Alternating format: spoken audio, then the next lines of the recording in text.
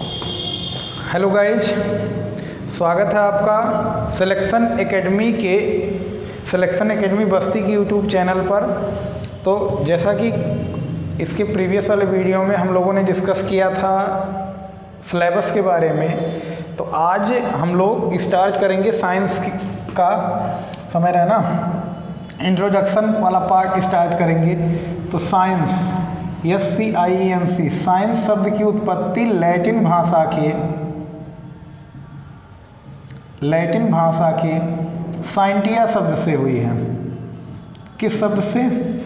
Latin भाषा के scientia शब्द से हुई है, जिसका अर्थ होता है वर्ल्ड वाइड नॉलेज, यानी विश्व भर का ज्ञान। वर्ल्ड वाइड नॉलेज, विश्व भर का ज्ञान। साइंटिया लैटिन कहाँ की भाषा है? तो लैटिन भाषा है मिस्र देश की।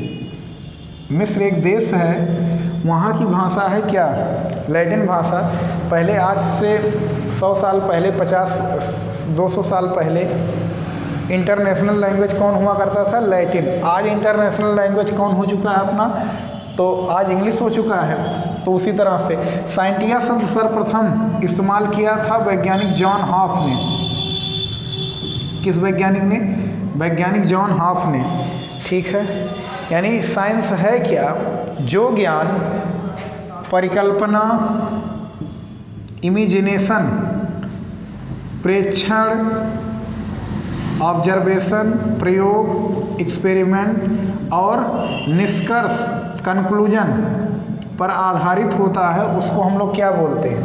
विज्ञान बोलते हैं, साइंस बोलते हैं। जो ज्ञान परिकल्पना पर आधारित हो, प्रेक्षण पर आधारित हो, प्रयोग पर आधारित हो, निष्कर्ष पर आधारित हो, उसे हम लोग क्या कहते हैं?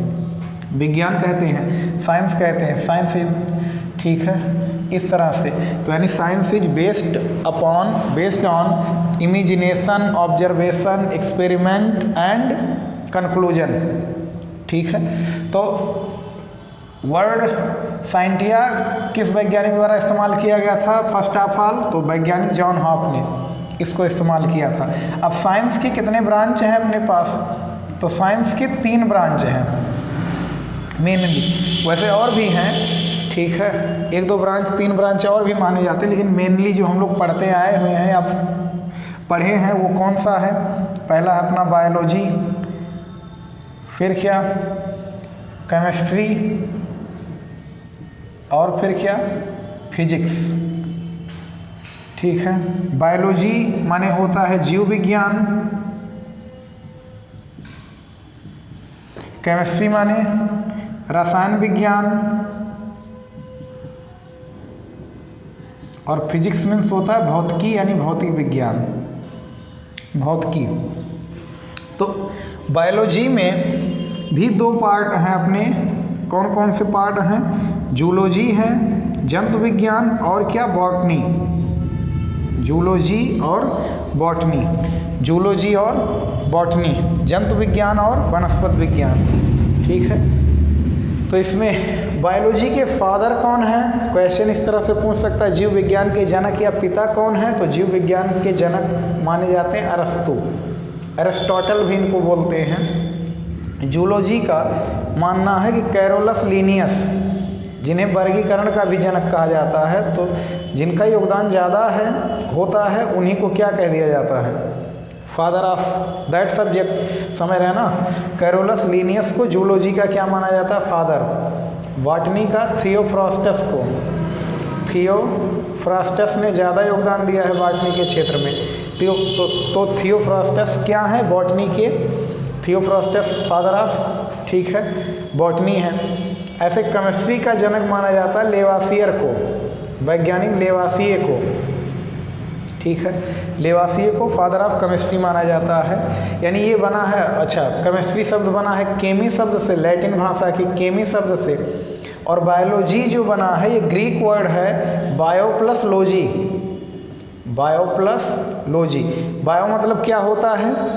तो बायो मतलब होता है जू।